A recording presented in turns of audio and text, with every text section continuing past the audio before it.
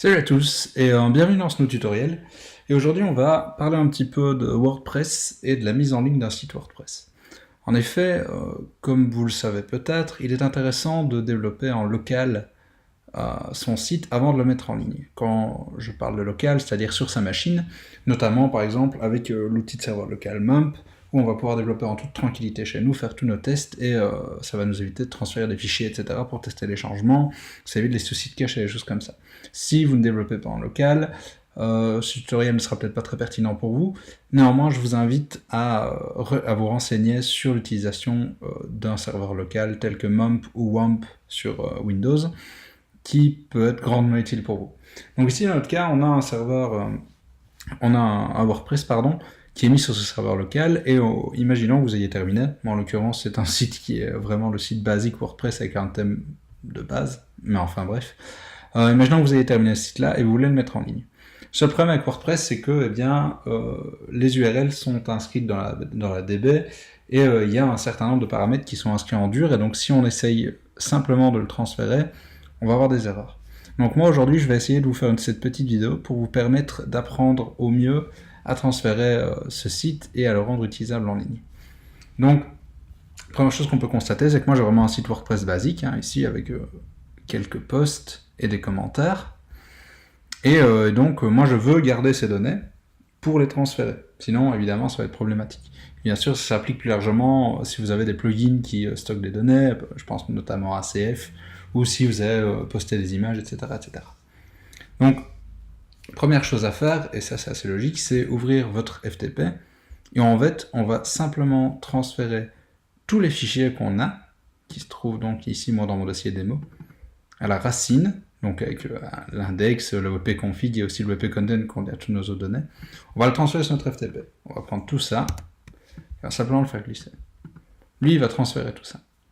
C'est la première chose. Ça, c'est assez basique. Transférer des fichiers, on se doute que, eh bien, il faut le faire.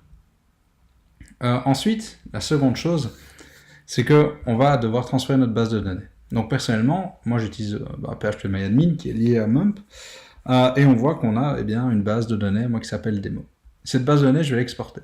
Donc une fois qu'on a cliqué dessus, sur PHPMyAdmin, on va ici sur Exporter. Et on va cocher personnalisé. Rapide va juste nous envoyer un fichier, ça ne nous intéresse pas. Nous on veut un truc un peu plus conf.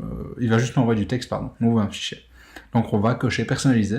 Format, on ne doit pas toucher SQL, on ne va rien décocher ici. Par contre, cliquez ici, enregistrer à sortie vers un fichier de base, jeu de caractères, on va le laisser en UTF-8. La seule petite chose, par exemple, si vous hébergez chez OVH, et je sais que c'est une erreur qui m'était déjà arrivée, chez OVH en tout cas, c'est que si vous checkez, maximisez la compatibilité avec un système de base de données ou un ancien serveur MySQL, mettez du MySQL 40. Je sais que chez OVH, ça évite certains problèmes d'encodage notamment. Voilà, c'est pas obligatoire, mais en tout cas, moi, je le fais. Donc je récapitule. Personnalisé, on ne touche à rien ici. Sorti, on enregistre vers un fichier. Ici, on ne touche à rien. Et là, MySQL 40, pour être sûr, mais ce n'est pas obligatoire. Toutes les options en dessous, on n'y touche pas. On clique juste sur exécuter. Vous voyez que là, il me génère un fichier SQL qui s'appelle demo. Pendant qu'il transfère, du coup, ce qu'on va faire, c'est, personnellement, j'ai déjà créé une base de données avec OVH. Donc pour ça, il vous faut un hébergement FTP. Ça, j'imagine que vous le savez. Et donc, j'ai une DB qui est vide, qui n'a certes pas le même nom, mais ça, c'est pas le problème, on verra après. Donc, ce qu'on va faire, c'est importer nos données. Donc, on va simplement aller, encore une fois, sur PHPMyAdmin. Notre DB, on va cliquer sur importer, et on va aller simplement choisir notre fichier, qui s'appelle demo pour SQL. Voilà. Et on va exécuter. Il va importer. Vous voyez que l'importation se fait. Donc, on a toutes nos données. J'ai personnellement donc tous mes fichiers qui ont été transférés également, et donc par exemple moi ce sera sur mon adresse personnelle, donc ce sera axel-canas.be, et j'ai créé un dossier qui s'appelle dev/migration, et si j'y accède, eh bien on voit qu'on a une erreur de base de données, évidemment. Donc première chose à faire, c'est assez logiquement en fait changer les fichiers de config d'OVH. Parce que dans les fichiers de wp-config, qui sont donc vraiment la grosse racine de l'OVH, vous avez un fichier qui s'appelle wp-config, il y a toutes les informations de connexion à la base de données. Donc ce qu'on va faire en premier, c'est ouvrir ce fichier. Évidemment le fichier qui est sur le serveur, hein. J'entends pas le fichier qui est local chez vous. Vous voyez, il y a mes anciennes infos, localhost, root, c'est pas vraiment ce qu'il nous faut. Donc nous, notre DB name, en l'occurrence, c'est celle-ci. Donc on va la remplacer. Hop. Le user, c'est le même. Ça, ces informations-là, vous les avez via votre hébergement quand on crée une base de données, évidemment. Le password, moi j'ai fait très simple, c'est ça. Évidemment, n'essayez pas de vous connecter, ce sera supprimé juste après l'enregistrement de la vidéo. Et le host, moi c'est ceci. Voilà. Concernant l'encodage et le charset, ça ne bouge pas, vous importez simplement votre nouvelle DB. Pareil pour le préfixe et pareil pour les autres infos. Donc j'enregistre ce fichier. Et si j'update, oui, il est là. On voit qu'il y a des erreurs. Les pages ne sont pas trouvées, etc., etc. En fait, pour ça, il y a une seconde chose à faire attention lorsqu'on importe nos données. Et pour ça, on va se rendre sur la base de données hébergée en ligne, donc sur celle où on a importé. On va aller en fait dans la table qui s'appelle WP Options. Et si on regarde, on voit en fait qu'il a gardé le nom en dur de l'ancienne adresse. Vous voyez l'adresse localhost. Donc en l'occurrence, si je vais ici, ça a gardé cette adresse-là. Ce qui est assez gênant. Du coup, ce qu'on va faire ici déjà, c'est qu'on va retourner donc dans notre WP Options. On va sélectionner ces deux-ci. Hop, clac. Et pour la sélection, on va éditer. Donc on va éditer ces deux links-ci. On va éditer avec le nouveau nom du site. Donc moi en l'occurrence, ce sera www.excel-cardinals.be/dev/migration. Je vais faire pareil là en dessous. Et on va exécuter. Hop, une fois qu'on a fait ça, il nous reste une dernière chose à faire.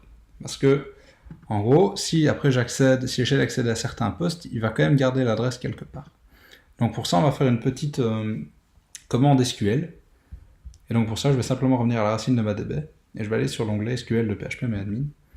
Et en gros, je vais vous expliquer cette petite requête SQL.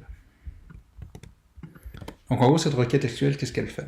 Elle dit qu'on va sélectionner dans la colonne WP Post, qui est ici, en fait, la colonne WP Content de la table. Et on va remplacer, en fait, toutes les adresses, donc en l'occurrence, localhost moi c'est démo, par exemple, ou test, je ne sais pas, c'est bien démo. En fait, on va les remplacer par notre nouvelle adresse. Donc moi, ce sera cardinals.be/dev/migration. Donc en gros, on va remplacer ceci par cela. Donc on va l'exécuter. Vous voyez que moi j'ai 4 lignes, évidemment j'avais quasiment pas de poste, mais il a quand même bien modifié les choses et donc il a bien été remplacé le contenu de ça. Ça nous évitera d'avoir notamment des pages 404. Donc maintenant si j'actualise,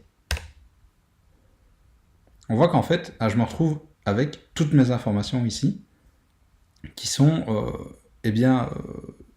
revenues et qui ont bien été transférées, j'ai plus d'erreur. Donc en fait là on se retrouve avec un site qui est tout à fait utilisable, sauf que quand on clique on voit qu'il y a une erreur. Et bien pour ça, il reste une dernière chose à faire. On va simplement accéder à notre site migration et on va aller sur l'administration, /wp-admin. On va se loguer. On va aller dans la partie réglages et permalien. Et en fait, ce qu'on va faire, on va dire à WordPress, il faut que tu me refreshes un peu tout ça. Donc moi par exemple, ici, il était vraiment celui de base, donc c'est date et titre qui est sélectionné. Mais ce qu'on va faire, on va juste sélectionner par exemple titre de l'application, ou peu importe l'autre que vous voulez, enregistrer, et on va revenir à l'ancien, et on va recliquer. Et là en fait ce qu'il va faire, c'est que lui il va réfléchir un petit peu, il va reparcourir sa donnée, il va devoir faire un check.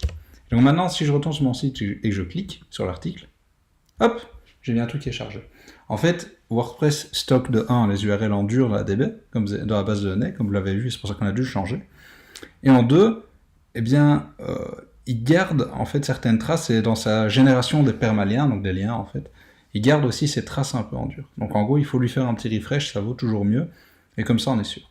Donc voilà, une fois que vous avez fait ça, en fait, votre site est prêt à être utilisé en ligne, et vous êtes prêt à pouvoir le partager avec toutes les personnes. Donc comme vous le voyez, c'est pas très compliqué, j'espère que ça aura pu être utile à certains d'entre vous.